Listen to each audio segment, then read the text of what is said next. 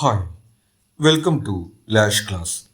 BA sociology introduction to social റിസർച്ചിലെ മൂന്നാമത്തെ മൊഡ്യൂളിലെ ഫോർത്ത് പാർട്ടാണ് നമ്മൾ നോക്കുന്നത്. Social surveys, ethnography, oral history എന്നീ ഡാറ്റ കളക്ഷൻ മെത്തേഡിനെ കുറിച്ചിട്ടാണ് ഈ ഒരു സെക്ഷനിൽ പറയുന്നത്. നമ്മളിവിടെ നിങ്ങൾക്ക് ക്യാപ്സൂൾ നോട്ട്സ് ആയിട്ട് ഉപയോഗിക്കാൻ കഴിയാവുന്ന ഇതിലെ ഇമ്പോർട്ടൻ്റ് പോയിന്റ്സും അതിൻ്റെ ഒരു എക്സ്പ്ലനേഷനാണ് പ്രൊവൈഡ് ചെയ്യുന്നത്. നമുക്ക് നോക്കാം. സോഷ്യൽ സർവേസ് വിവരശേഖരണത്തിന് ഏറ്റവും കോമൺ ആയിട്ട് ഉപയോഗിക്കുന്ന ഒരു മെത്തേഡാണ് സർവേ എന്ന് പറയുന്നത്. അതിൽ ചോദ്യാവലിയിലൂടെയാണ് വിവരങ്ങൾ ശേഖരിക്കുന്നത്. നമുക്കറിയാം, മുൻകൂട്ടി തയ്യാറാക്കിയിട്ടുള്ള ചോദ്യങ്ങൾ ഉണ്ടായിരിക്കും. പലപ്പോഴും ഓപ്ഷൻസ് ഉണ്ടായിരിക്കും അതിനകത്ത് ഉത്തരങ്ങൾ കൊടുക്കുന്നതിന് വേണ്ടിയിട്ട്. ആ ഓപ്ഷൻസിൽ ഒരു ആൻസർ തിരഞ്ഞെടുക്കുക എന്നുള്ള രീതിയിലുള്ള ചോദ്യാവലി ആയിരിക്കും പലപ്പോഴും സർവേക്കകത്ത് ഉപയോഗിക്കുന്നുണ്ടായിരിക്കുക. ഇനി വിവരശേഖരണത്തിലുപരി ഒരു പഠന മാർഗം കൂടിയാണ്. അപ്പോൾ നമുക്ക് ഒരു ഹൈപ്പോത്തസിസുമായി ബന്ധപ്പെട്ടിട്ടുള്ള ഒരു ഗവേഷണത്തിന് ആവശ്യമായിട്ടുള്ള വിവരങ്ങൾ ശേഖരിക്കുക എന്നതിലുപരിയായിട്ട് നമുക്ക് ഒരു സമൂഹത്തിലെ പല സാഹചര്യങ്ങളെ കുറിച്ച്, വിഷയങ്ങളെ കുറിച്ചിട്ടുള്ള ഒരു പഠന രീതിയായിട്ട് കൂടി സർവേ ഉപയോഗിക്കാൻ വേണ്ടി സാധിക്കും. ഉദാഹരണത്തിന്, ആരോഗ്യ സംവിധാനങ്ങളോട് ആളുകൾ എങ്ങനെയാണ് പ്രതികരിക്കുന്നത്, ആളുകൾക്ക് അതിനെക്കുറിച്ച് എത്രമാത്രം അവബോധമുണ്ട്, അതല്ലെങ്കിൽ വിദ്യാഭ്യാസത്തെ കുറിച്ചിട്ടുള്ള ആളുകളുടെ ആറ്റിറ്റ്യൂഡ് എങ്ങനെയാണ് തുടങ്ങിയിട്ടുള്ള ഒരു പഠന രീതിയായിട്ട് കൂടി നമുക്ക് ഈ സർവേ ഉപയോഗിക്കാൻ വേണ്ടി സാധിക്കും. ഇനി സാമ്പിളിൽ നിന്ന് പൊതുസമൂഹത്തെ കുറിച്ചുള്ള വിവരങ്ങൾ കണ്ടെത്തുന്നു.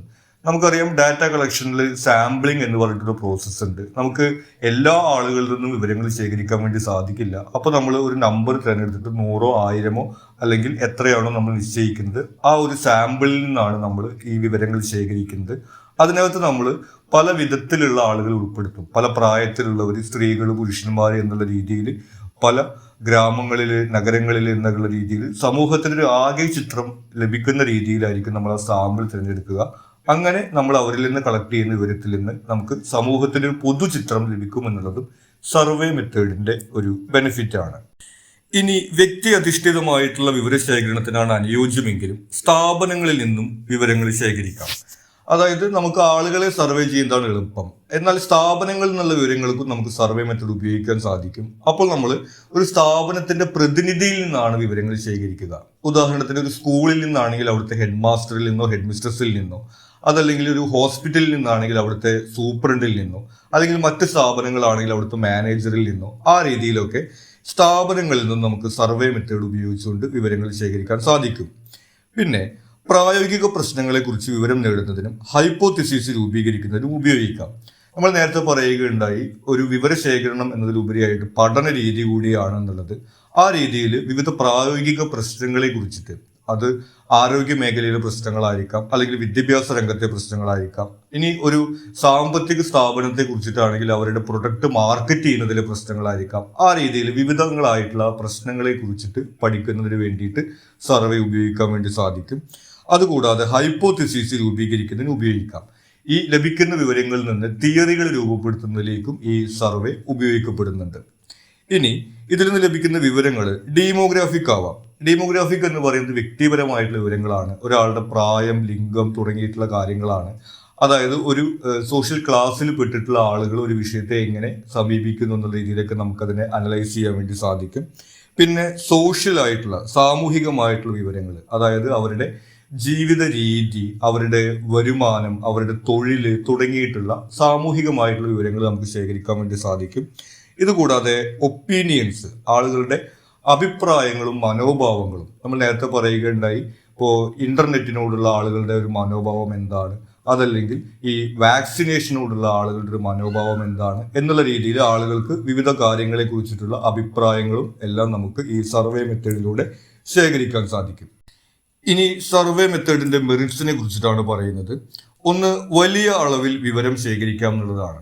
നമ്മൾ മുൻകൂട്ടി തയ്യാറാക്കിയിട്ടുള്ള ചോദ്യാവലി ആയതുകൊണ്ടും ഉത്തരങ്ങൾ പലപ്പോഴും തന്നിട്ടുള്ള ചോയ്സുകളിൽ നിന്ന് തിരഞ്ഞെടുത്തിട്ടുള്ള ഒരു ഉത്തരമായതുകൊണ്ടും നമുക്ക് കുറഞ്ഞ സമയം കൊണ്ട് കൂടുതൽ അളവിലുള്ള വിവരങ്ങൾ ശേഖരിക്കാൻ സാധിക്കും. അതുകൊണ്ട് തന്നെ വിവര വിശകലനവും എളുപ്പമാണ്. അതായത് ഒന്ന്, എല്ലാ ആളുകളോടും ചോദിക്കുന്നത് ഒരേ ചോദ്യമാണെന്നുള്ളതും, മറ്റൊന്ന് ഈ ചോയ്സ് ബേസ്ഡ് ആയിട്ടുള്ള ഉത്തരങ്ങളാണെന്നുള്ളത് കൊണ്ടും. ഇപ്പോൾ ഒരു ഉത്തരത്തിന് എത്ര പേര് യെസ് എന്ന് മറുപടി പറഞ്ഞു, എത്ര പേര് നോ എന്ന് മറുപടി പറഞ്ഞു എന്നുള്ള രീതിയിലാണെങ്കിൽ നമുക്ക് അതിൽ നിന്നൊരു ഡാറ്റ രൂപീകരിക്കാനൊക്കെ എളുപ്പമായിരിക്കും. ഇതുകൂടാതെ നിരീക്ഷണ വിധേയമല്ലാത്ത വിവരങ്ങൾ ശേഖരിക്കാം.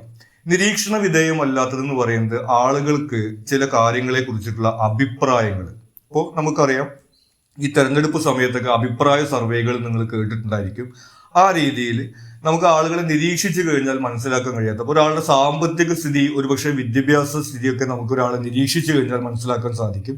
പക്ഷെ ഒരാളുടെ അഭിപ്രായങ്ങൾ, ഒരാളുടെ മനോഭാവങ്ങൾ തുടങ്ങിയിട്ടുള്ള അത്തരം കാര്യങ്ങളെ കുറിച്ചിട്ട് സർവേയിലൂടെ നമുക്ക് വിവരങ്ങൾ ശേഖരിക്കാൻ സാധിക്കും. ഇനി വിവരദാതാക്കൾക്ക് പ്രയാസമില്ല. ഇപ്പോൾ സർവേയിലൂടെ നമുക്ക് വിവരങ്ങൾ തരുന്ന ആളുകൾക്ക് ഇത് കുറഞ്ഞ സമയം കൊണ്ട് ചെയ്യാൻ കഴിയുന്ന ഒരു കാര്യമാണ് എന്നുള്ള രീതിയിൽ അവർക്ക് വലിയ പ്രയാസമില്ലാതെ ഇതിൽ പങ്കെടുക്കാൻ വേണ്ടി സാധിക്കും. ഇത് കൂടാതെ ഇത് വളരെ സമയം കുറഞ്ഞുകൊണ്ടും എളുപ്പത്തിൽ നടക്കുന്ന ഒരു പ്രോസസ്സ് ആയതുകൊണ്ട് ചെലവ് കുറവാണ് എന്നുള്ളതും ഇതിൻ്റെ ഒരു മെറിറ്റാണ്. ഇനി ഇതിൻ്റെ ഡീമെറിറ്റ്സിനെ കുറിച്ചിട്ടാണ് പറയുന്നത്. ഒന്ന്, നിശ്ചിത ചോദ്യാവലിക്ക് പുറമേയുള്ള വിവരം ലഭിക്കില്ല. നമ്മൾ മുൻകൂട്ടി തയ്യാറാക്കിയിട്ടുള്ള ചോദ്യങ്ങളായതുകൊണ്ട് ആ ഒരു വിവരങ്ങൾ മാത്രം നമുക്ക് ലഭിക്കുള്ളൂ. ഇന്റർവ്യൂവിലൊക്കെ ലഭിക്കുന്നത് പോലെ വിശദമായിട്ടുള്ള വിവരങ്ങൾ ലഭിക്കില്ല എന്നുള്ളതാണ് ഇതിൻ്റെ ഒരു ഡീമെറിറ്റ് ഉള്ളത്. പിന്നെ സത്യസന്ധമായ വിവരങ്ങൾ ലഭിക്കാതെ വരാം. ആളുകൾ ഈ സർവേക്കകത്ത്, നമ്മൾ നേരത്തെ പറഞ്ഞ ഇന്റർവ്യൂ ആണെന്നുണ്ടെങ്കിൽ നമ്മൾ അവരുമായിട്ടൊരു ആത്മബന്ധം സൃഷ്ടിച്ചെടുക്കും ഒരു സംഭാഷണത്തിലൂടെ. അപ്പോൾ അവർ വ്യക്തമായിട്ടുള്ള സത്യസന്ധമായിട്ടുള്ള മറുപടികൾ പറയാനുള്ള സാധ്യത കൂടുതലാണെന്ന് നമ്മൾ പറയുകയുണ്ടായി. സർവേ പക്ഷേ അങ്ങനെയല്ല. നമ്മൾ അവരുമായിട്ടൊരു ആത്മബന്ധം ഒന്നും സൃഷ്ടിക്കാത്തത് കാരണം കൊണ്ട് അവർ പറയുന്ന മറുപടികൾ സത്യസന്ധമായിരിക്കണമെന്ന് നിർബന്ധമില്ല എന്നുള്ളതാണ് ഇതിൻ്റെ മറ്റൊരു ഡീമെറിറ്റ് ആയിട്ട് വരുന്നത്. മറ്റൊന്ന്, ആളുകൾ പ്രതികരിക്കാതിരിക്കാം എന്നുള്ളതാണ്. നമ്മൾ ഒരുപാട് പേരിലേക്ക് സർവേ ആയിട്ട് ഇറങ്ങി ചെന്ന് കഴിഞ്ഞിട്ടുണ്ടെങ്കിൽ പല ആളുകളും മറുപടി പറയാൻ താല്പര്യപ്പെടില്ല എന്നുള്ളതാണ്. ഇനി നമ്മൾ നേരിട്ടാണോ സർവേ ചെയ്യുന്നത് അതോ ഇമെയിലിലൂടെയോ അല്ലെങ്കിൽ നേരത്തെ പറഞ്ഞതുപോലെയുള്ള ഗൂഗിൾ ഫോമിലൂടെയൊക്കെ ആണെന്നുണ്ടെങ്കിൽ കൂടുതൽ ആളുകൾ അതിനോട് പ്രതികരിക്കാതിരിക്കും എന്നുള്ളതും ഇതിൻ്റെ ഒരു ഡീമെറിറ്റ് ആണ്. ഇനി സാമ്പിൾ പൊതുസമൂഹത്തിന്റെ ചിത്രമാകാതെ വരാം. അതാണ് ഇതിന്റെ മറ്റൊരു ഡീമെറിറ്റ് എന്ന് പറയുന്നത്. നമ്മൾ എല്ലാ ആളുകളിൽ നിന്നും വിവരങ്ങൾ ശേഖരിക്കില്ല. ഒരു സാമ്പിളിൽ നിന്നാണ് നമ്മൾ വിവരങ്ങൾ ശേഖരിക്കുന്നത്. ഒരുപക്ഷെ ആ തിരഞ്ഞെടുത്തിട്ടുള്ള കുറച്ച് ആളുകളുടെ അഭിപ്രായം തന്നെ ആയിരിക്കണം സമൂഹത്തിന്റെ പൊതുവായിട്ടുള്ള അഭിപ്രായം എന്നില്ല. ഇപ്പോൾ ഒരു ഉദാഹരണം പറയുകയാണെങ്കിൽ നമുക്കറിയാം, പലപ്പോഴും തിരഞ്ഞെടുപ്പുകൾ കഴിഞ്ഞിട്ടുണ്ടെങ്കിൽ അഭിപ്രായ സർവേകൾ നടത്തിയിട്ട് ആളുകൾ ഓരോ ഫലങ്ങൾ പറയും. പക്ഷെ അവർ പറഞ്ഞതിൽ നിന്ന് തീർത്തും വ്യത്യസ്തമായിട്ടുള്ള ഫലങ്ങളൊക്കെ പിന്നീട് വരുന്നത് നമ്മൾ കാണുന്നുണ്ട്. അത് ഈ സാമ്പിള് ഈ പൊതുസമൂഹത്തിന്റെ ചിത്രമാകാത്തത് കൊണ്ട് സംഭവിക്കുന്ന ഒരു പോരായ്മയാണ്. അതാണ് സർവേയുടെ മറ്റൊരു ഡീമെറിറ്റ് വരുന്നത്. ഇനി ചോദ്യാവലിയിലെ പോരായ്മകൾ വിവരത്തെ ബാധിക്കും. അപ്പൊ നമ്മൾ മുൻകൂട്ടി തയ്യാറാക്കിയിട്ടുള്ള ചോദ്യങ്ങളാന്ന് പറഞ്ഞു. നമ്മൾ പലതരത്തിലുള്ള ആളുകളിലേക്കാണ് ഇത് കൊടുക്കുന്നത്. വിദ്യാഭ്യാസം കൂടുതലുള്ള ആളുകൾ, വിദ്യാഭ്യാസം കുറവുള്ള ആളുകൾ, ഈ വിഷയത്തെക്കുറിച്ച് അറിയുന്നവര്, അറിയാത്തവര്. അപ്പോൾ നമ്മൾ ഓരോരുത്തരോടും നമ്മൾ വ്യത്യസ്തമായിട്ടുള്ള രീതിയിലായിരിക്കും ഒരുപക്ഷെ ചോദിക്കേണ്ടി വരിക. ഇന്റർവ്യൂവിലാണെങ്കിൽ നമുക്ക് ആ രീതിയിൽ ചെയ്യാൻ പറ്റും. പക്ഷെ ഈ മുൻകൂട്ടി തയ്യാറാക്കിയിട്ടുള്ള ചോദ്യാവലി ആയതുകൊണ്ട് ഈ പലതരത്തിലുള്ള ആളുകൾ അത് ഒരേ രീതിയിൽ മനസ്സിലാക്കണമെന്നില്ല. ആ രീതിയിലൊക്കെ അവർ പറയുന്ന മറുപടികളെ അത് ബാധിക്കും എന്നുള്ള കാര്യമൊക്കെ ഈ സർവേ മെത്തേഡിന്റെ ഡീമെറിറ്റിൽ വരുന്നതാണ്. ഇനി വിവിധ തരത്തിലുള്ള സർവേകൾ കുറിച്ചിട്ടാണ് പറയുന്നത്. Types of social survey. ആദ്യത്തേത് വരുന്നത് പേഴ്സണൽ ഇന്റർവ്യൂസ് ആണ്. നേരിട്ട് വിവരം ശേഖരിക്കുന്നു. അതായത് നമ്മൾ ഈ സർവേയിലെ ചോദ്യങ്ങളുമായിട്ട് ആളുകളുടെ അടുത്ത് നേരിട്ട് പോയിട്ട് ആ ചോദ്യങ്ങൾ ചോദിച്ചുകൊണ്ട് വിവരം ശേഖരിക്കുന്ന രീതിയാണ് ഈ പേഴ്സണൽ ഇന്റർവ്യൂ ആയിട്ടുള്ള സർവേയിൽ വരുന്നത്. കൂടുതൽ ആളുകൾ പ്രതികരിക്കുമെന്നതും സങ്കീർണമായ ചോദ്യങ്ങൾ ഉൾപ്പെടുത്താമെന്നതും ഗുണമാണ്. അപ്പോൾ നമ്മൾ നേരത്തെ പറയുകയുണ്ട ഒരു ഗൂഗിൾ ഫോമോ അല്ലെങ്കിൽ ഇമെയിലോ ആളുകൾക്ക് അയച്ചു കൊടുത്തിട്ട് ഈ സർവേ നടത്തുമ്പോൾ പല ആളുകളും അതിനോട് പ്രതികരിക്കില്ല എന്നുള്ളൊരു സാഹചര്യമുണ്ട്. പക്ഷെ നമ്മൾ നേരിട്ട് പോയിട്ടാണ് ചോദ്യങ്ങൾ ചോദിക്കുന്നുണ്ടെങ്കിൽ കൂടുതൽ ആളുകൾ പ്രതികരിക്കും എന്നുള്ളത് ഈ ഒരു മെത്തേഡിന്റെ ഗുണമാണ്. അതുകൂടാതെ തന്നെ നമുക്ക് ഈ യെസ് ഓർ നോ ക്വസ്റ്റ്യൻസ് ഒക്കെ ആയിരിക്കും നമ്മളൊരു ഫോം ആയിട്ട് കൊടുക്കുന്ന സമയത്ത് കൂടുതലായിട്ട് നമുക്ക് ഉൾപ്പെടുത്താൻ വേണ്ടി സാധിക്കുക. കുറച്ചുകൂടി സങ്കീർണമായിട്ടുള്ള ചോദ്യങ്ങളൊക്കെ നമ്മൾ നേരിട്ട് പോയി ചോദിക്കുകയാണെങ്കിൽ നമുക്ക് ഉൾപ്പെടുത്താൻ വേണ്ടി സാധിക്കും. എന്നാൽ ചോദ്യകർത്താവ് ഉത്തരത്തെ സ്വാധീനിക്കാമെന്നത് പോരായ്മയാണ്. ഒരാൾ നമ്മളോട് നേരിട്ട് ഒരു കാര്യം പറയുന്ന സമയത്ത് നമുക്കറിയാം അയാൾ ചിലപ്പോൾ നമ്മളെ ഇംപ്രസ് ചെയ്യാൻ ശ്രമിക്കാം, അല്ലെങ്കിൽ നമ്മുടെ മുന്നിൽ മോശക്കാരനാവാതിരിക്കുക അല്ലെങ്കിൽ മോശക്കാരി ആവാതിരിക്കാൻ വേണ്ടിയിട്ട്, അല്ലെങ്കിൽ അവരുടെ ഒരു അഭിപ്രായം തുറന്നു പറയാനുള്ള മടി കാരണം കൊണ്ട് ഒക്കെ അവർ കൃത്യമായിട്ടുള്ള മറുപടികൾ നൽകാതിരിക്കാം, അല്ലെങ്കിൽ അവർ തെറ്റായിട്ടുള്ള മറുപടികൾ നൽകാം എന്നുള്ളതൊക്കെയാണ് ഈ നേരിട്ട് പോയി ചോദിക്കുമ്പോഴുള്ള മെത്തേഡിന്റെ ഒരു പോരായ്മയുള്ളത്. പിന്നെ വരുന്നത് പോസ്റ്റൽ സർവീസ് ആണ്. നമ്മൾ നേരത്തെ പറയുകയുണ്ട്, ഇമെയിലുകൾ അയച്ചിട്ടോ അല്ലെങ്കിൽ ഗൂഗിൾ ഫോം അയച്ചിട്ടോ ആദ്യ കാലങ്ങളിൽ അത് തപാൽ മാർഗമുണ്ടായിരുന്നു. ഇപ്പോൾ പക്ഷെ നമുക്കറിയാം അത്തരത്തിലുള്ള മെത്തേഡ് ഇല്ല. ഈ ഇലക്ട്രോണിക് മീഡിയ വഴിയാണ് കൂടുതൽ അത് ഉപയോഗിക്കുന്നത്. ഇതിന്റെ ഒരു പ്രധാനമായിട്ടുള്ള ബെനിഫിറ്റ് എന്ന് പറയുന്നത് സ്വകാര്യത ഉള്ളതിനാൽ വ്യക്തമായിട്ടുള്ള വിവരം ലഭിക്കുന്നു എന്നുള്ളതാണ്. നമ്മൾ നേരിട്ട് പോയിട്ട് ചോദിക്കുമ്പോൾ നമ്മൾ നേരിട്ട് മറുപടി പറയുമ്പോൾ ആളുകൾ നമ്മൾ അവിടെ നിൽക്കുന്നുണ്ട്, നമ്മളോടാണ് മറുപടി പറയുന്നത് സ്വാധീനിക്കാം. എന്നാൽ ഒരു ഫോം അവർക്ക് അയച്ചു കൊടുത്തിട്ട് അവരത് ഫില്ല് ചെയ്യുന്ന സമയത്ത് ഒരാളുമായിട്ട് നേരിട്ട് ഇടപെടുന്നില്ല, സ്വകാര്യതയുണ്ട് എന്നുള്ള കാര്യം കൊണ്ട് അവർ വ്യക്തമായിട്ടുള്ള മറുപടികൾ നൽകാം എന്നുള്ളത് ഈ ഒരു മെത്തേഡിന്റെ ഒരു ബെനിഫിറ്റ് ആണ്. എന്നാൽ ഇതിന്റെ ഒരു ഡീമെറിറ്റ് ആയിട്ട് നമുക്ക് വരുന്നത് പല ആളുകളും ഇത്തരത്തിൽ നമ്മൾ അയച്ചു കൊടുക്കുന്ന ഇമെയിലുകളോടോ ഗൂഗിൾ ഫോമുകളോടോ പ്രതികരിക്കില്ല എന്നുള്ളതാണ് ഇതിന്റെ ഒരു പോരായ്മയായിട്ട് വരുന്നത്. ഇനി ടെലിഫോൺ സർവേ ആണ്. ടെലിഫോൺ സർവേ മാർക്കറ്റിംഗ് രംഗത്തുള്ള ആളുകൾ മാർക്കറ്റിനെ കുറിച്ച് പഠിക്കുന്നതിന് വേണ്ടിയിട്ട് പൊതുവിൽ ഉപയോഗിക്കുന്ന ഒരു രീതിയാണ്. ചിലപ്പോൾ നമ്മൾക്കും ഇതുമായി ബന്ധപ്പെട്ടിട്ടുള്ള ടെലിഫോൺ കോളുകളൊക്കെ ലഭിച്ചിട്ടുണ്ടായിരിക്കാം. ഇത് എളുപ്പമാണ്, ചെലവ് കുറവാണ് എന്നുള്ളതൊക്കെയാണ് ഇതിന്റെ ഗുണങ്ങൾ. ഇനി നേരത്തെ നമ്മൾ പോസ്റ്റൽ സർവേയിൽ പറഞ്ഞതുപോലെ നമ്മൾ ഓരോരുത്തരും വിളിക്കുന്ന സമയത്ത് അവരവിടെ എന്ത് ചെയ്തുകൊണ്ടിരിക്കുകയായിരിക്കും നമുക്ക് അറിയില്ല, അല്ലെങ്കിൽ ഇതുപോലെ സംസാരിക്കാൻ ആളുകൾ താല്പര്യം കാണിക്കില്ല എന്നുള്ള കാര്യം കൊണ്ട് പല ആളുകളും പ്രതികരിക്കില്ല എന്നുള്ളതാണ് ഈ ഒരു മെത്തേഡിന്റെയും ഡീമെറിറ്റ് ആയിട്ട് വരുന്നത്. അടുത്തത് നമുക്ക് വരുന്നത് എത്നോഗ്രഫിയാണ്. ഒരു പ്രത്യേക വിഭാഗത്തെയോ അല്ലെങ്കിൽ പ്രത്യേക പ്രദേശത്തെയോ ഉള്ള ആളുകളെ കുറിച്ച് പഠിക്കുന്നതിനെയാണ് നമ്മൾ എത്നോഗ്രഫി എന്ന് പറയുന്നത്. ഇത് പ്രത്യേകിച്ചും ഗോത്ര വിഭാഗങ്ങളെ കുറിച്ചിട്ടോ അതല്ലെങ്കിൽ വ്യത്യസ്തമായിട്ടുള്ള ജീവിത ശൈലികൾ പിന്തുടരുന്ന ആളുകളെ കുറിച്ചിട്ടോ ഒക്കെ പഠിക്കുന്നതിന് വേണ്ടിയിട്ടാണ് ഈ ഒരു രീതി നമ്മൾ ഉപയോഗിക്കുന്നത്. ഇത് ഒരു സാമൂഹിക സാംസ്കാരിക സാഹചര്യത്തിനകത്ത് വിവരങ്ങൾ ശേഖരിക്കുന്നു. അപ്പോൾ അവരുടെ സ്വാഭാവികമായിട്ടുള്ള ജീവിതം ആണ് നമ്മൾ അവിടെ നിരീക്ഷിക്കുന്നത്, അതിനെ കുറിച്ചിട്ടുള്ള പഠനമാണ് നടക്കുന്നത്. ആ രീതിയിൽ ഒരു നാച്ചുറൽ ആയിട്ടുള്ള വിവരങ്ങളാണ് നമുക്ക് അവിടെ ലഭിക്കുക എന്നുള്ളതാണ് ഈ ഒരു രീതിയിൽ സംഭവിക്കുന്നത്. ഇനി ഗവേഷകർ ആളുകളുടെ ഇടയിൽ താമസിച്ച് നേരിട്ട് വിവരങ്ങൾ ശേഖരിക്കുന്നു. നമ്മൾ നേരത്തെ പറഞ്ഞതുപോലെ അവരുടെ സ്വാഭാവികമായിട്ടുള്ള സാഹചര്യത്തിൽ നിന്നാണ് നമ്മൾ വിവരങ്ങൾ ശേഖരിക്കുന്നത്. അപ്പോൾ കുറച്ചു കാലമൊക്കെ ഈ പറയുന്ന വിഭാഗം ആളുകളുടെ ഇടയിൽ ജീവിച്ചുകൊണ്ട് അത് നേരിട്ട് കണ്ടും അവരോട് ചോദിച്ച് മനസ്സിലാക്കിയൊക്കെ വിവരങ്ങൾ ശേഖരിക്കുന്ന രീതിയാണ് എത്നോഗ്രഫിയിൽ നടക്കുന്നത്. ഇനി ഈ വിവരങ്ങൾ ശേഖരിക്കുന്നതിന് വേണ്ടിയിട്ട് സർവേ, ഇന്റർവ്യൂ, ചർച്ച, നിരീക്ഷണം തുടങ്ങിയിട്ടുള്ള വിവിധ മാർഗങ്ങൾ സ്വീകരിക്കാവുന്നതാണ്. അപ്പൊ എത്നോഗ്രാഫിയിൽ നമുക്ക് കോമൺ ആയിട്ട് വരുന്ന കാര്യം എന്ന് പറയുന്നത് ഈ ഒരു സാഹചര്യത്തിൽ ആ ഒരു സാമൂഹിക അവസ്ഥയിൽ അവിടെ ജീവിച്ചുകൊണ്ട് താമസിച്ചുകൊണ്ട് നിരീക്ഷിച്ച് ആ വിവരങ്ങൾ ശേഖരിക്കുന്ന രീതിയാണ്. ഈ വിവരങ്ങൾ ശേഖരിക്കുന്നതിന് വേണ്ടിയിട്ട് അവരോട് ചോദ്യങ്ങൾ ചോദിക്കാം, അവരുടെ ഇടയിൽ സർവേ നടത്താം, നമ്മൾ നിരീക്ഷിക്കാം, ചർച്ചകൾ നടത്താം എന്നുള്ള പല മാർഗങ്ങൾ ഉപയോഗിക്കാവുന്നതാണ്. ഇവിടെ രണ്ട് രീതിയിലുള്ള വീക്ഷണങ്ങളാണ് പ്രധാനമായിട്ടും നമ്മൾ നിരീക്ഷിക്കുന്നത്. ഒന്ന് എമിക് പെർസ്പെക്റ്റീവ് എന്ന് പറയുന്നത്, അതായത് ആ വിഭാഗത്തിലുള്ള ആളുകൾ അവരെ കുറിച്ചിട്ട് തന്നെയുള്ള അല്ലെങ്കിൽ അവർക്ക് ഈ ഒരു കാര്യത്തെ കുറിച്ചിട്ടുള്ള ഒരു വീക്ഷണമാണ് നമ്മൾ ഒന്ന് നിരീക്ഷിക്കുന്നത്. മറ്റൊന്ന് എത്തിക് പെർസ്പെക്റ്റീവ് എന്ന് പറയുന്നതാണ്, അതായത് പുറമെയുള്ള ആളുകൾ, ഇപ്പോൾ ആ പരിസര പ്രദേശങ്ങളിലുള്ള മറ്റു ആളുകളോ ആ രീതിയിൽ ഇവരല്ലാത്ത ആളുകൾ ഇവരുടെ ഈ രീതികളെ, ജീവിത രീതികളെ എങ്ങനെയാണ് നോക്കിക്കാണുന്നത് എന്നതിനുള്ള നിരീക്ഷണമാണ് ഈ എത്തിക് പെർസ്പെക്റ്റീവിനകത്ത് വരുന്നത്. ഇനി എത്നോഗ്രഫിയിലെ സ്റ്റെപ്പുകളെ കുറിച്ചിട്ടാണ് പറയുന്നത്. ആദ്യത്തെ സ്റ്റെപ്പ് എന്ന് പറയുന്നത് പ്രോബ്ലം സെലക്ഷൻ ആണ്. നമ്മൾ ലിറ്ററേച്ചർ റിവ്യൂയിലൂടെയാണ് സാധാരണഗതിക്ക് ഇത് കണ്ടെത്തുന്നത്. അതായത് ഇതുമായി ബന്ധപ്പെട്ടിട്ടുള്ള ഗവേഷണ പ്രബന്ധങ്ങളോ മറ്റു പഠനങ്ങളോ ഒക്കെ വായിച്ച് അതിൽ നിന്ന് നമ്മൾ ഗവേഷണത്തിന് ആവശ്യമായിട്ടുള്ളൊരു വിഷയം അല്ലെങ്കിൽ മേഖല കണ്ടെത്തുന്നു എന്നുള്ളതാണ് ആദ്യം ചെയ്യുന്നത്. അടുത്തത് വരുന്നത് ഫീൽഡ് സെലക്ഷൻ ആണ്, അല്ലെങ്കിൽ നാരോവിംഗ് ആണ് വരുന്നത്. ഗവേഷണത്തിന് സാധ്യമായ രീതിയിൽ വിഷയം കേന്ദ്രീകരിക്കുന്നു. അപ്പൊ നമുക്കറിയാം, നമ്മൾ ഗോത്ര വിഭാഗങ്ങളെ കുറിച്ചിട്ടുള്ള പഠനം എന്ന് പറഞ്ഞു കഴിഞ്ഞിട്ടുണ്ടെങ്കിൽ പല രീതിയിലുള്ള ഗോത്ര വിഭാഗങ്ങളുണ്ട്, പല തരത്തിൽ ജീവിക്കുന്നവരുണ്ട്.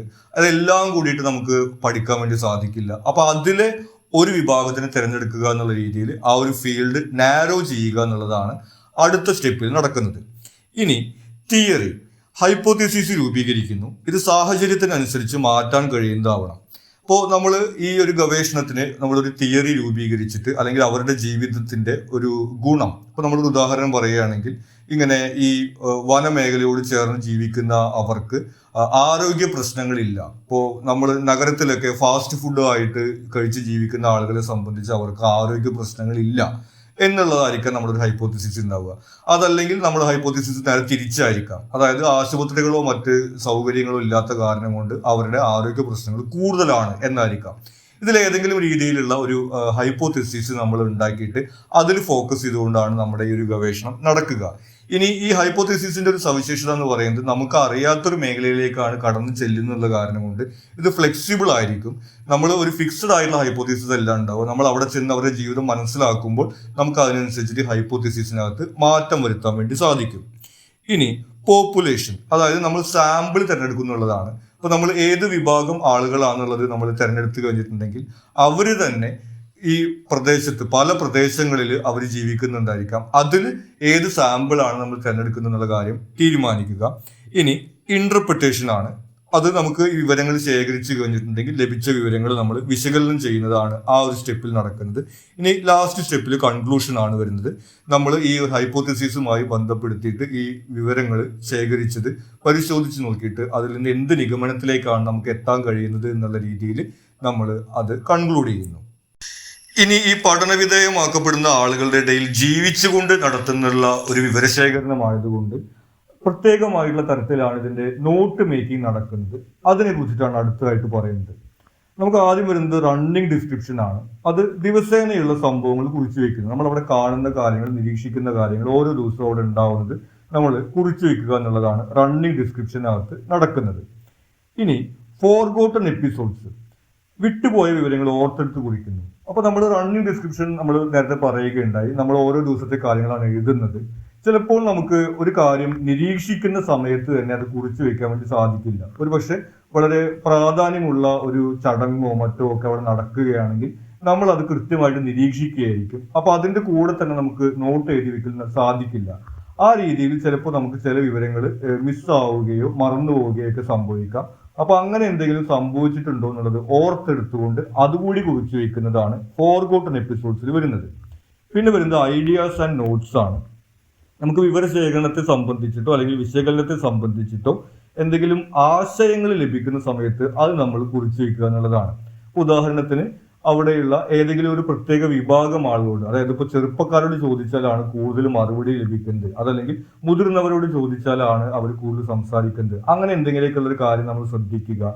അല്ലെങ്കിൽ ഈ രീതിയിൽ നമുക്ക് ഉപയോഗപ്രദമാവുന്ന എന്തെങ്കിലും വിവരങ്ങൾ നമുക്ക് അവിടെ നിന്ന് മനസ്സിലാക്കാൻ സാധിക്കുന്നുണ്ട്, അല്ലെങ്കിൽ ആശയങ്ങൾ ലഭിക്കുന്നുണ്ട് എന്നുണ്ടെങ്കിൽ അത് കുറിച്ച് വയ്ക്കുക എന്നുള്ളതാണ് ഐഡിയാസ് ആൻഡ് നോട്ട്സിൽ വരുന്നത്.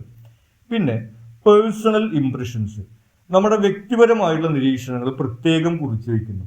കാരണം നമ്മൾ ഒരു പഠനം നടത്തുമ്പോൾ അത് പക്ഷപാതിത്വം നിറഞ്ഞതാവാൻ പാടില്ല എന്നുള്ളത് നമുക്കറിയാം. അപ്പോൾ നമ്മുടെ വ്യക്തിപരമായിട്ടുള്ള നിരീക്ഷണങ്ങൾ നമ്മൾ പ്രത്യേകം കുറിച്ച് വെച്ച് കഴിഞ്ഞിട്ടുണ്ടെങ്കിൽ നമ്മുടെ പഠനത്തിനകത്ത് അത് ഉൾപ്പെടുത്താതെ നമുക്ക് മാറ്റിവെക്കാൻ സാധിക്കും എന്നുള്ളതാണ് അതിൻ്റെ ഒരു ബെനിഫിറ്റ് ആയിട്ട് നമുക്ക് ലഭിക്കുന്നത്. ഇനി മെത്തഡോളജിക്കൽ നോട്ട്സ്, പഠന രീതിയുമായി ബന്ധപ്പെട്ട ചിന്തകൾ കുറിച്ച് വയ്ക്കുന്നു. അപ്പൊ പൊതുവിൽ നമ്മൾ ആ ഒരു പഠന രീതി, അതായത് നമ്മൾ ഇന്റർവ്യൂ മെത്തേഡാണോ സർവേ മെത്തേഡാണോ അല്ലെങ്കിൽ ഏത് രീതിയാണ് നമ്മൾ ഉപയോഗിച്ചത്, അതിലേതാണ് നമുക്ക് ഗുണകരമായിട്ട് അല്ലെങ്കിൽ കൂടുതൽ റെസ്പോൺസ് ലഭിക്കുന്നത് തുടങ്ങിയിട്ടുള്ള ആ ഒരു പഠന രീതിയുമായി ബന്ധപ്പെട്ടിട്ടുള്ള കാര്യങ്ങൾ കുറിച്ച് വയ്ക്കുന്നതാണ് അടുത്തത് വരുന്നത്. ഇനി എത്തനോഗ്രാഫിയുടെ മെറിറ്റ്സിനെ കുറിച്ചിട്ടാണ് പറയുന്നത്. ഒന്ന്, പുതിയതും പരിചിതമല്ലാത്തതുമായിട്ടുള്ള വിഷയങ്ങൾ കണ്ടെത്താം. അപ്പൊ നമുക്കറിയാം, നമ്മൾ ഒരു പ്രത്യേക വിഭാഗം ആളുകളുടെ ഇടയിൽ ജീവിച്ചുകൊണ്ട് കൂടുതൽ ആഴത്തിലുള്ള വിവരങ്ങൾ നമുക്ക് ലഭിക്കുമെന്നുള്ള കാര്യം കൊണ്ട് നമുക്ക് മുൻപ് അറിഞ്ഞിട്ടില്ലാത്ത പുതിയതായിട്ടുള്ള പരിചിതമല്ലാത്തതായിട്ടുള്ള വിവരങ്ങൾ, വിഷയങ്ങൾ നമുക്ക് കണ്ടെത്താൻ സാധിക്കും എന്നുള്ളതാണ് അതിൻ്റെ ഒരു ബെനിഫിറ്റ് ആയിട്ട് വരുന്നത്. പിന്നെ കൃത്യവും വ്യക്തവുമായിട്ടുള്ള വിവരങ്ങൾ, നമ്മൾ നേരിട്ട് ഒരുപാട് സമയം ചെലവഴിച്ചുകൊണ്ട് ശേഖരിക്കുന്ന വിവരങ്ങളായതുകൊണ്ട് അതിന് കൃത്യവും വ്യക്തതയും ഉണ്ടായിരിക്കും എന്നുള്ളത് അതിന്റെ മറ്റൊരു ബെനിഫിറ്റ് ആണ്. ഇനി സ്വാഭാവിക സാഹചര്യത്തിൽ നിന്നുള്ള വിവരങ്ങൾ ലഭിക്കുന്നു. നമ്മൾ നേരത്തെ പറയുകയുണ്ടായി, നമ്മൾ അവിടെ നേരിട്ട് അവരുടെ ജീവിത സാഹചര്യത്തിൽ നിന്ന് തന്നെയാണ് വിവരങ്ങൾ ശേഖരിക്കുന്നത്, അതുകൊണ്ട് തന്നെ അതിന് കൃത്യത ഉണ്ടായിരിക്കും. പിന്നെ വരുന്നത് ചിന്ത, നിരീക്ഷണം, വിശകലനം തുടങ്ങിയ പല മാർഗങ്ങൾ ഉൾപ്പെടുത്തുന്നു. അതായത് മറ്റുള്ള ഈ റിസർച്ച് മെത്തേഡുകളിൽ നിന്ന് വ്യത്യസ്തമായിട്ട് ഇതിൽ പല രീതികൾ ഉപയോഗിക്കുന്നുണ്ട്. നമ്മൾ നേരത്തെ പറയുകയുണ്ടായി, സർവേ മെത്തേഡ്, ഇന്റർവ്യൂ മെത്തേഡ്, ചർച്ച, നിരീക്ഷണം എന്നുള്ളതിൽ പല മെത്തേഡുകൾ ഉപയോഗിക്കുന്നുണ്ടെന്ന് പറഞ്ഞു.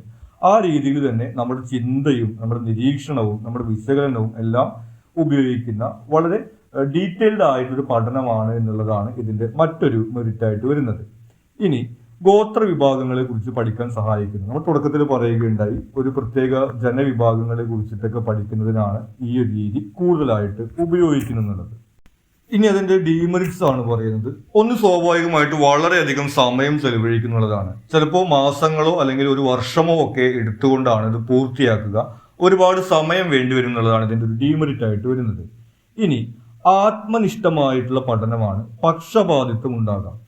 ആത്മനിഷ്ഠം അല്ലെങ്കിൽ സബ്ജക്റ്റീവ് എന്ന് പറയുന്നത് നമ്മൾ നേരത്തെ പറയുകയുണ്ടായി, ഇപ്പോൾ ആളുകളുടെ ജീവിത രീതിയെ കുറിച്ചിട്ട് നമ്മൾ വിശകലനം നടത്തുകയാണ്. ഒന്ന്, അവര് ഇപ്പോൾ പ്രത്യേകിച്ചും ഗോത്ര വിഭാഗങ്ങളെ കുറിച്ചുള്ള പഠനം നടത്തുന്ന സമയത്ത് നമുക്കറിയാം, ആധുനികമായിട്ടുള്ള കാര്യങ്ങൾ, ഈ മൊബൈലോ അല്ലെങ്കിൽ ഇന്റർനെറ്റോ തുടങ്ങിയിട്ടുള്ള കാര്യങ്ങളൊന്നും അവിടെ ഇല്ല. നമുക്ക് രണ്ട് രീതിയിൽ അതിന് വ്യാഖ്യാനിക്കാൻ വേണ്ടി സാധിക്കും. ഒന്ന്, അതിന്റെ ദോഷഫലങ്ങൾ അവർക്ക് ലഭിക്കുന്നില്ല, അവർ തമ്മിൽ നല്ല സ്നേഹമുണ്ട്, അടുപ്പമുണ്ട്, അങ്ങനെയൊക്കെ നമുക്ക് വേണമെങ്കിൽ വ്യാഖ്യാനിക്കാൻ വേണ്ടി സാധിക്കും. ഇനി അതല്ല, ഈ പുതിയ കാലഘട്ടത്തിന്റെ സാധ്യതകൾ അവർക്ക് ലഭിക്കുന്നില്ല എന്നുള്ള രീതിയിലും അതിന് വ്യാഖ്യാനിക്കാൻ വേണ്ടി സാധിക്കും. അങ്ങനെ ഒരു ആത്മനിഷ്ഠമായിട്ടുള്ള അല്ലെങ്കിൽ സബ്ജക്റ്റീവ് ആയിട്ടുള്ള ഒരു പഠനമാണ് എന്നുള്ള രീതിയിൽ ഈ ഗവേഷണം നടത്തുന്ന വ്യക്തി അത് എങ്ങനെയാണ് നോക്കി കാണുന്നത് എന്നുള്ളത് ഈ ഒരു പഠനത്തിൽ ബാധിക്കാം എന്നുള്ളതാണ് അതിൻ്റെ ഒരു ഡീമെറിറ്റ് ആയിട്ട് വരുന്നത്. ഇനി വിഷയത്തിൽ വൈദഗ്ധ്യമുള്ള ഗവേഷകർ വേണം. സ്വാഭാവികമായിട്ടും പൊതുസമൂഹത്തിൽ നിന്ന് വിട്ടുനിൽക്കുന്ന ആളുകളായതുകൊണ്ട് ആ ഒരു വിഷയത്തെ കുറിച്ചിട്ട് അറിയുന്ന ആളുകൾ വേണം ഗവേഷണം നടത്താൻ എന്നുള്ളതാണ് അതിന്റെ മറ്റൊരു ഡീമെറിറ്റ് ആയിട്ട് വരുന്നത്. അതായത് എല്ലാവർക്കും ചെയ്യാൻ കഴിയുന്ന ഒരു കാര്യമല്ല. ഇനി കാര്യകാരണ ബന്ധങ്ങൾക്കോ ഹൈപ്പോതെസിസിനോ പ്രാധാന്യം കുറവാണ്. നമ്മൾ നേരത്തെ പറയുകയുണ്ടായി, ഹൈപ്പോതെസിസ് മാറ്റാൻ കഴിയാവുന്നതാണ്. നമ്മൾ ഉറപ്പിച്ചൊരു ഹൈപ്പോതെസിസുമായിട്ടല്ല ഗവേഷണത്തിന് പോകുന്നത്. കാര്യങ്ങൾ കണ്ട് മനസ്സിലാക്കിയിട്ട് വിവരങ്ങൾ ലഭിക്കുന്നതിനനുസരിച്ചിട്ട് ഹൈപ്പോതെസിസ് രൂപപ്പെടുത്തുക, മാറ്റിയെടുക്കുക എന്ന രീതിയിലാണ് സംഭവിക്കുന്നത്. അപ്പൊ ആ രീതിയിൽ ഒരു തിയറി ബേസ്ഡ് അല്ല, മറിച്ച് വിവരങ്ങൾ ശേഖരിക്കുക എന്നുള്ളതിനാണ് ഇതിന് പ്രാധാന്യം വരുന്നത് എന്നതാണ് ഈ ഒരു ഗവേഷണ രീതിയുടെ മറ്റൊരു ഡീമെറിറ്റ് ആയിട്ട് പറയുന്നത്. ഇനി ഈ സെക്ഷനിൽ ലാസ്റ്റ് വരുന്നത് ഓറൽ ഹിസ്റ്ററിയാണ്. ആളുകളുടെ വാക്കുകളിലൂടെ നമ്മൾ ഈ ഒരു ചരിത്രപരമായിട്ടുള്ള വിവരങ്ങൾ ശേഖരിക്കുക എന്നുള്ളതാണ് ഓറൽ ഹിസ്റ്ററിയിൽ വരുന്നത്. ആളുകളുടെ അനുഭവങ്ങളിലൂടെയും അഭിപ്രായങ്ങളിലൂടെയും കഴിഞ്ഞ കാലത്തെ വ്യാഖ്യാനിക്കുന്നു. ഉദാഹരണത്തിന്, ഈ സ്വാതന്ത്ര്യ സമരത്തിൽ പങ്കെടുത്തിട്ടുള്ള ഒരു ആളിൽ നിന്ന് ആ ഒരു കാലഘട്ടത്തെ കുറിച്ചിട്ടുള്ള വിവരം ശേഖരിക്കുക, അല്ലെങ്കിൽ അടിയന്തരാവസ്ഥ കാലത്ത് ജീവിച്ചിട്ടുള്ള ആളുകളിൽ നിന്ന് ആ ഒരു കാലഘട്ടത്തെ കുറിച്ചിട്ടുള്ള വിവരം ശേഖരിക്കുക, അതല്ലെങ്കിൽ ഇന്ത്യ ചൈന യുദ്ധം അല്ലെങ്കിൽ ഇന്ത്യ പാകിസ്ഥാൻ യുദ്ധം അതൊക്കെ നടന്ന കാലത്ത് ജീവിച്ചിട്ടുള്ള ആളുകളിൽ നിന്ന് അല്ലെങ്കിൽ സൈനികരിൽ നിന്ന് അതുമായി ബന്ധപ്പെട്ടിട്ടുള്ള വിവരങ്ങൾ ശേഖരിക്കുക തുടങ്ങിയിട്ടുള്ള രീതിയിൽ ആളുകളുടെ അനുഭവങ്ങളിൽ നിന്ന്, അവർ പറയുന്ന കാര്യങ്ങളിൽ നിന്ന് ചരിത്രപരമായിട്ടുള്ള വിവരങ്ങൾ ശേഖരിക്കുന്ന രീതിയാണ് ഓറൽ ഹിസ്റ്ററിയിൽ നടക്കുന്നത്. ആഴത്തിലുള്ള ഇന്റർവ്യൂ വഴി വിവരങ്ങൾ ശേഖരിക്കുന്നു. സ്വാഭാവികമായിട്ടും ഇവിടെ നമ്മൾ ചോദ്യങ്ങൾ ചോദിക്കുക എന്നതിലുപരിയായിട്ട് കേൾക്കുക എന്നുള്ള കാര്യത്തിലാണ് പ്രാധാന്യം വരുന്നത്. കാരണം നേരിട്ട് അനുഭവിച്ചവരോ നേരിട്ട് കണ്ടവരോ ആയിട്ടുള്ള ആളുകളാണ് ഈ കാര്യത്തെക്കുറിച്ച് പറയുന്നത്. ആ രീതിയിൽ ആഴത്തിലുള്ള ഇന്റർവ്യൂ ആണ് അവിടെ നടക്കുന്നത്. ഇനി ഓർമ്മകൾ, ദൃക്സാക്ഷി വിവരണങ്ങൾ തുടങ്ങി ഉപയോഗിക്കുന്നു. നമ്മൾ നേരത്തെ പറഞ്ഞതുപോലെ ആ ഒരു കാലത്ത് ജീവിച്ചിട്ടുള്ള ആളുകൾ അവരുടെ ഒരു ഓർമ്മകളോ അല്ലെങ്കിൽ അവർ കണ്ട കാര്യങ്ങളുടെ ദൃക്സാക്ഷി വിവരണങ്ങളോ ഒക്കെയാണ് അവിടെ ഉപയോഗിക്കുന്നത്. ഇനി തുറന്ന സമീപനമുള്ള ചോദ്യങ്ങളായിരിക്കണം. നമ്മൾ നേരത്തെ പറയുകയുണ്ടായി, നമുക്ക് ഫിക്സഡ് ആയിട്ടുള്ള ഒരു ചോദ്യാവലി ആയിട്ടൊന്നും ഇത്തരം ഇന്റർവ്യൂവിന് പോകാൻ വേണ്ടി സാധിക്കില്ല. അവർക്ക് നമ്മൾക്ക് അറിയാത്ത പല കാര്യങ്ങളും അറിയാം എന്നുള്ള കാര്യം മനസ്സിലാക്കിക്കൊണ്ട് അവർക്ക് അറിയുന്ന കാര്യങ്ങളെല്ലാം പറയാൻ കഴിയുന്ന തരത്തിലുള്ള ചോദ്യങ്ങളായിരിക്കണം നമ്മൾ തയ്യാറാക്കേണ്ടത്. പിന്നെ ശ്രദ്ധിക്കേണ്ടത് അനുകമ്പ പ്രകടിപ്പിക്കുകയും നല്ല കേൾവിക്കാരായിരിക്കുകയും വേണം. അതായത് നമ്മൾ ആളുകൾ പറയുന്ന അനുഭവങ്ങളെ കുറിച്ചിട്ട് അവരെ ജഡ്ജ് ചെയ്യാനും ഒന്നും പാടില്ല. നമ്മൾ വളരെ സഹതാപത്തോട് കൂടിയിട്ട് അല്ലെങ്കിൽ സപ്പോർട്ടീവായിട്ട് വേണം നമ്മൾ പെരുമാറാൻ. കൂടാതെ നല്ല കേൾവിക്കാരായിരിക്കണം. നല്ല കേൾവിക്കാർ എന്നുകൊണ്ടോട് ഉദ്ദേശിക്കുന്നത് നോൺ വെർബൽ ആയിട്ടുള്ള കമ്മ്യൂണിക്കേഷനാണ്. അതായത് അവർ പറയുമ്പോൾ തലയാട്ടുക അല്ലെങ്കിൽ അവർ പറയുന്നത് ശ്രദ്ധിക്കുന്നുണ്ട് എന്നുള്ള രീതിയിൽ നമ്മൾ ആ ഒരു രീതിയിൽ നിന്നാൽ മാത്രമേ തുടർന്ന് സംസാരിക്കാൻ വേണ്ടിയിട്ട് അവർക്ക് താല്പര്യം ഉണ്ടാവുള്ളൂ. ഇനി ദീർഘമായിട്ടുള്ള ഇന്റർവ്യൂകളായിരിക്കും. നമ്മൾ നേരത്തെ പറയുകയുണ്ടായി, ഒരു കാലഘട്ടത്തെ കുറിച്ചിട്ടുള്ള അനുഭവങ്ങളൊക്കെ പറയുമ്പോൾ ഒരുപാട് പറയാനുണ്ടായിരിക്കും. അപ്പോൾ ദീർഘമായിട്ടുള്ള ഇന്റർവ്യൂ ആയിരിക്കും ഉണ്ടാവുക. ഇനി ആളുകളിൽ നിന്ന് പുറമെ ചരിത്ര രേഖകളിലെ വിവരങ്ങളും ഉപയോഗിക്കുന്നു. അപ്പോൾ ഈ ആ ഒരു കാലഘട്ടത്തിലുള്ള ആളുകൾക്ക് പുറമെ ആ ഒരു കാലഘട്ടത്തിലെ പത്രക്കുറിപ്പുകളോ അല്ലെങ്കിൽ വീഡിയോ ക്ലിപ്പുകളോ അങ്ങനെയുള്ള അല്ലെങ്കിൽ മറ്റ് ചരിത്ര പുരാവസ്തുക്കളോ അങ്ങനെയുള്ള കാര്യങ്ങളിൽ നിന്നുകൂടി നമ്മൾ വിവരങ്ങൾ ശേഖരിക്കുന്നു. ഇനി ഓറൽ ഹിസ്റ്ററി മെത്തേഡിന്റെ മേജർ പർപ്പസസ് ആണ്, ഇതിന്റെ പ്രധാനമായിട്ടുള്ള ഉദ്ദേശ ലക്ഷ്യങ്ങളാണ് പറയുന്നത്. ഒന്ന്, ചരിത്രപരമായിട്ടുള്ള വിവരങ്ങൾ ശേഖരിക്കുന്നു. നമ്മൾ നേരത്തെ പറയുകയുണ്ടായി, ആളുകളുടെ അനുഭവങ്ങളിൽ നിന്ന് നമുക്ക് ഒരു കാലഘട്ടത്തെ കുറിച്ചിട്ടുള്ള വിവരങ്ങളാണ് ലഭിക്കുക എന്നുള്ളത്. പിന്നെ ചരിത്ര സംഭവങ്ങളുമായി ബന്ധപ്പെട്ട അനുഭവങ്ങൾ മനസ്സിലാക്കുന്നു. അപ്പൊ നമ്മൾ ഈ ഹിസ്റ്ററിക്കകത്ത് പല കാര്യങ്ങളും പഠിക്കുന്നുണ്ട്. ഇപ്പോൾ ഉദാഹരണത്തിന് നമ്മൾ അടിയന്തരാവസ്ഥയെ കുറിച്ച് പഠിക്കുന്നുണ്ട്, അല്ലെങ്കിൽ ഈ പല യുദ്ധങ്ങളെ കുറിച്ച് പഠിക്കുന്നുണ്ട്. അപ്പോൾ അത് അനുഭവിച്ചിട്ടുള്ള ആളുകളിൽ നിന്ന് ആ സംഭവങ്ങളുടെ അനുഭവം എങ്ങനെയാണെന്നുള്ള കാര്യം മനസ്സിലാക്കാൻ സാധിക്കുക എന്നുള്ളതാണ് ഇതിന്റെ മറ്റൊരു പർപ്പസ് ആയിട്ട് വരുന്നത്. പിന്നെ ആനുകാലിക സംഭവങ്ങളെ കുറിച്ച് നേരിട്ടുള്ള വിവരങ്ങൾ ശേഖരിക്കുന്നു. ഇനി ഇത് മാത്രമല്ല, ചരിത്രപരമായിട്ടുള്ള കാര്യങ്ങൾ മാത്രമല്ല, ആനുകാലികമായിട്ടുള്ള കാര്യങ്ങളായിരിക്കും. അപ്പോൾ ഉദാഹരണത്തിന് ഇപ്പോൾ ഒരു പ്രദേശത്ത് മലിനീകരണ പ്രശ്നമുണ്ട് എന്നുള്ളൊരു കാര്യം ആണെന്നുണ്ടെങ്കിൽ നമുക്ക് അവിടെയുള്ള ആളുകളിൽ നിന്ന് അത് എത്രമാത്രം രൂക്ഷമാണ് എന്നുള്ള രീതിയിലൊക്കെ നേരിട്ട് മനസ്സിലാക്കാൻ വേണ്ടി സാധിക്കും. അങ്ങനെ ആനുകാലികമായിട്ടുള്ള സംഭവങ്ങളെ കുറിച്ചിട്ട് നമുക്ക് നേരിട്ടുള്ള വിവരങ്ങൾ ലഭിക്കും. ഇത് കൂടാതെ പ്രത്യേക വിഷയങ്ങളെ കുറിച്ച് ആഴത്തിലുള്ള അറിവ് ലഭിക്കുന്നു. അപ്പോൾ നമ്മളറിയാം, അത് നേരിട്ട് അനുഭവിച്ചിട്ടുള്ള ആളുകളിൽ നിന്ന് വിവരങ്ങൾ ശേഖരിക്കുന്നതിലൂടെ നമുക്ക് ആ വിഷയങ്ങളെ കുറിച്ചിട്ട് ആഴത്തിലുള്ള അറിവ് ലഭിക്കുമെന്നുള്ളതാണ്. പിന്നെ അവഗണിക്കപ്പെട്ടവർ, മറന്നുപോയവർ എന്നീ വിഭാഗങ്ങളെ ഓർമ്മിപ്പിക്കുന്നു. അപ്പോൾ നമുക്ക് രണ്ടാമത്തെ സെമിസ്റ്ററിൽ ഒരു സാലിഹാനെ കുറിച്ചിട്ടുള്ള ഒരു പാഠം പഠിക്കാനുണ്ടായത് ചിലപ്പോൾ നിങ്ങൾക്ക് ഓർമ്മ ഉണ്ടായിരിക്കും. ഒരു സ്വാതന്ത്ര്യ സമരത്തിൽ പങ്കെടുത്തിട്ടുള്ള ഒരു ആളായിരുന്നു. ആ രീതിയിൽ ആളുകൾ മറന്നു പോയിട്ടുള്ള അല്ലെങ്കിൽ അവഗണിക്കപ്പെട്ടിട്ടുള്ള അത്തരം വിഭാഗങ്ങളെ കുറിച്ചിട്ടൊക്കെ ആളുകളെ ഓർമ്മിപ്പിക്കുക എന്നുള്ളത് കൂടി ഈ ഒരു മെത്തേഡിന്റെ പർപ്പസ് ആണ്. ഇനി ഇതിന്റെ അഡ്വാൻറ്റേജസിനെ കുറിച്ചിട്ടാണ് പറയുന്നത്. ഒന്ന്, ലളിതവും ആസ്വാദികരവുമായിട്ടുള്ള പഠന രീതിയാണെന്നാണ്. അതായത് നമ്മൾ അവിടെ കൂടുതൽ ചോദ്യങ്ങൾ ചോദിക്കുക എന്നതിലുപരിയായിട്ട് കേട്ടിരിക്കുക എന്നുള്ളതാണ് നടക്കുന്നത്. അപ്പോൾ എന്തിനെ കുറിച്ചിട്ടാണ് സംസാരിക്കുന്നത് എന്നതിനെ അടിസ്ഥാനപ്പെടുത്തിയിട്ട് ഒരുപക്ഷെ ഒരു കഥയൊക്കെ കേട്ടിരിക്കുന്നത് പോലെ ആസ്വാദികരമായിട്ടുള്ള പഠന രീതിയാണെന്നുള്ളതാണ് ഇതിന്റെ ഒരു അഡ്വാൻറ്റേജ് വരുന്നത്. ഇനി വ്യത്യസ്ത വീക്ഷണങ്ങൾ ലഭിക്കുന്നു. നമ്മൾ ഒരു വ്യക്തിയിൽ നിന്ന് മാത്രമല്ല വിവരങ്ങൾ ശേഖരിക്കുന്നത്, ഒരു കാലഘട്ടത്തിലെ പല ആളുകളിൽ നിന്ന് നമ്മൾ വിവരങ്ങൾ ശേഖരിക്കുമ്പോൾ പല ആളുകൾക്കും പല കാഴ്ചപ്പാടുകളും വീക്ഷണങ്ങളും ആയിരിക്കും ഉണ്ടായിരിക്കുക. അതൊക്കെ നമുക്ക് നേടാൻ സാധിക്കും. ഇനി രേഖപ്പെടുത്താത്ത വിവരങ്ങൾ ലഭിക്കുന്നു. രേഖപ്പെടുത്താത്ത വിവരങ്ങൾ എന്ന് പറഞ്ഞാൽ നമുക്കറിയാം, അപ്പോൾ നമ്മളൊരു യുദ്ധവുമായി ബന്ധപ്പെട്ടിട്ടോ അല്ലെങ്കിൽ ഒരു അടിയന്തരാവസ്ഥ കാലമായിട്ട് ബന്ധപ്പെട്ടിട്ടോ നമുക്ക് പല കണക്കുകളും സ്റ്റാറ്റിസ്റ്റിക്സ് ഒക്കെ ലഭ്യമായിരിക്കും. പക്ഷെ ആളുകളുടെ ഒരു ജീവിതം എങ്ങനെയാണെന്നുള്ളത് ഒരുപക്ഷെ രേഖപ്പെടുത്തിയിട്ടുണ്ടായിരിക്കില്ല. അത്തരത്തിലുള്ള രേഖപ്പെടുത്താത്ത വിവരങ്ങൾ ലഭിക്കും എന്നുള്ളതാണ് ഇതിന്റെ മറ്റൊരു അഡ്വാൻറ്റേജ് ആയിട്ട് വരുന്നത്. ഇനി ഏത് വിഭാഗം ആളുകളിൽ നിന്നും വിവരം ശേഖരിക്കാം. അതായത് വിദ്യാഭ്യാസം ഉള്ളവരോ വിദ്യാഭ്യാസം ഇല്ലാത്തവരോ എന്നുള്ള ഒരു വ്യത്യാസമില്ല. ഇപ്പോൾ നമ്മൾ നേരത്തെ പറയേണ്ടായി, ഇപ്പോൾ ഈ ഗൂഗിൾ ഫോമോ അല്ലെങ്കിൽ ഇമെയിൽ വഴിയുള്ള സർവേ ഒക്കെ ആണെന്നുണ്ടെങ്കിൽ ആ സാങ്കേതികത അറിയുന്നവർക്ക് മാത്രമേ ചെയ്യാൻ സാധിക്കുള്ളൂ എന്നുള്ളത്. ഇത് ഏത് വിഭാഗത്തിലുള്ള ആളുകൾക്കും ഇതുപോലെ ഈ ഒരു ഇന്റർവ്യൂ മെത്തേഡിലൂടെ, അതായത് അവരിങ്ങനെ അവരുടെ അനുഭവങ്ങളെ കുറിച്ച് പറയുക എന്നുള്ള ഒരു മെത്തേഡിലൂടെ വിവരങ്ങൾ ശേഖരിക്കുക എന്നുള്ളതാണ് ഇതിന്റെ മറ്റൊരു അഡ്വാൻറ്റേജ് ആയിട്ട് വരുന്നത്. ഇനി ഇതിന്റെ ഡിസ്അഡ്വാൻറ്റേജസ് ആണ് പറയുന്നത്. ഒന്ന്, പക്ഷപാതിത്വം ഉണ്ടാകാം എന്നുള്ളതാണ്. അതായത് രാഷ്ട്രീയമോ സാമൂഹികമോ ആയിട്ടുള്ള വിഷയങ്ങളെ കുറിച്ചിട്ടാണ് സംസാരിക്കുന്നുണ്ടെങ്കിൽ ആളുകൾക്ക് പക്ഷപാതിത്വം ഉണ്ടാകാം. ആ രീതിയിൽ അവർ പറയുന്ന കാര്യങ്ങളിൽ ഒരുപക്ഷെ ഇതുപോലെ അവ്യക്തത ഉണ്ടാകാം എന്നുള്ളതാണ് ഒരു പോരായ്മയായിട്ട് വരുന്നത്. ഇനി വിവരങ്ങൾ മറച്ചു വെക്കുകയോ അതിശയോക്തി കലർത്തുകയോ ചെയ്യാം. അപ്പോൾ മറ്റൊരു കാര്യം നമുക്കറിയാം, ഈ പക്ഷപാതിത്വവുമായി ബന്ധപ്പെട്ട് വരുന്ന ഒരു കാര്യം തന്നെയാണ്. അതായത് അവർ വിശ്വസിക്കുന്ന ആശയത്തെ അല്ലെങ്കിൽ അവരുടെ ഒരു പക്ഷത്തെ മോശമാക്കണ്ട എന്ന് കരുതിയിട്ട് ചിലപ്പോൾ പല കാര്യങ്ങളും അവർ മറച്ചു വെക്കാം, അല്ലെങ്കിൽ അതിശയോക്തി കലർത്താം. അതായത് നമ്മൾ തള്ളുക എന്നൊക്കെ നമ്മൾ സാധാരണ ഭാഷയിൽ പറയുമല്ലോ, ആ രീതിയിൽ ചിലപ്പോൾ ചെറിയ കാര്യങ്ങളൊക്കെ വലുതാക്കി കാണിച്ചുകൊണ്ടൊക്കെ പറയാം. അവരുടെ അനുഭവത്തെ കുറിച്ചൊക്കെ പറയുമ്പോൾ ഒന്ന് എയിം ആയിക്കോട്ടെ എന്നുള്ള രീതിയിൽ ഇപ്പം അങ്ങനെയൊക്കെ സംസാരിക്കാം. അതൊക്കെ ഇതിന്റെ മറ്റൊരു ഡിസ്അഡ്വാൻറ്റേജസ് ആണ്.